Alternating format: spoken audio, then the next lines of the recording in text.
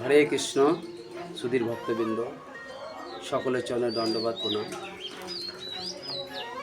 তো আমি একটা খুব গল্পের মাধ্যমে একটা আধ্যাত্মিক বিষয় আলোচনা করব।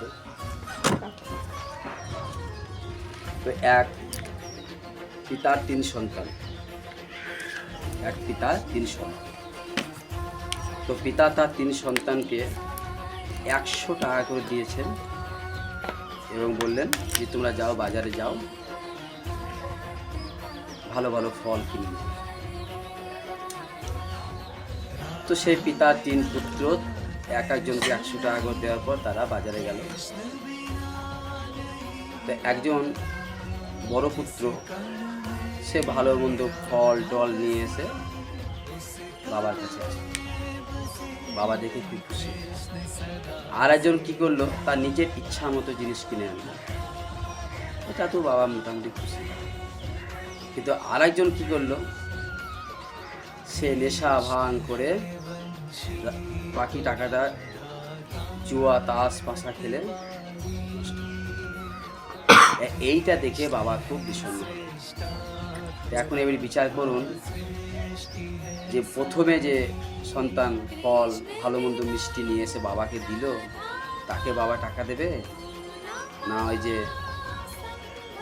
তাস পাশা জুয়া খেলে নেশা করে যে বাড়ি ফেলে তাকে দেবে?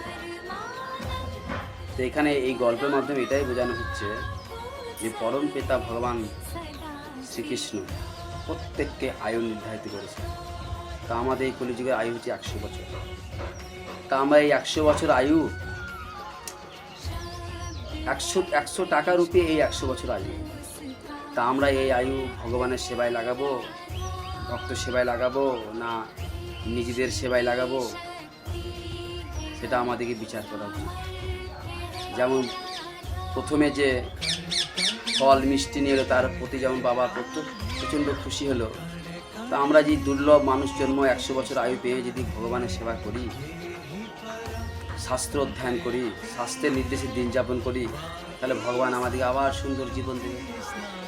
আর আমরা যদি 100 বছর আয়ু পেয়ে শুধু নিজের ইন্দ্রিয় তৃপ্তি, স্ত্রী পুত্র সন্তান আত্মীয় স্বজনদের প্রতি ভরণ পোষণে সারা জীবন ব্যয় করি, তাহলে ভগবান আমাদের জীবনটা কোথায় দেবে? আর যে কনিষ্ঠ সন্তান যে তাস পাশা খেলে নেশা করে বাড়ি ঢুকলো, তাহলে আমরা যদি গোটা আয়ুটা যদি এই সমস্ত বাজে কাজে ব্যবহার করি, তাহলে ভগবান কি আমাদেরকে আর আয়ু দেবে? কী দেবে? কারণ ভগবান গীতায় কী বলছেন যে অন্তকালে চ মামেব স্মরণ মুক্ত ফলে বরং যো প্রয়াতি সমদ্ভাব জাতি নষ্ট সংসার। অন্তিমকালে যিনি আমাকে স্মরণ করে দেহত্যাগ করবেন তিনি আমার ভাবপ্রাপ্ত হবে। এই বিষয়গুলি সামনে যাবে। তা আমরা যদি সেই ভগবানের গুণকীর্তন, ভগবানের নাম, ভগবানের স্মরণ না করি এই সামান্য আয়ু, তাহলে আমরা কী করে ভগবানকে মনে করব? আমরা যদি 100 টাকা রুপি সে আয়ু যদি আমরা নেশা তাস পাশা জুয়ার মধ্যে দিয়ে অতিবাহিত করি, তাহলে ভগবান কী করবো? এটা আমাদের অমূল্য বস্তু ভগবান শ্রীকৃষ্ণের নাম যদি আমরা শ্রবণ কীর্তন না করি, তাহলে আমাদের মানব জীবনে কী উদ্দেশ্য? তাই 100 বছর আয়ু আমরা অতিবাহিত করব কীভাবে? ভগবানের সেবার মাধ্যমে। সকলে ভগবানের নাম করুন, ভগবানের গুণকীর্তন করুন আর মানব জীবনকে সফল করুন। হরে কৃষ্ণ, হরি বল।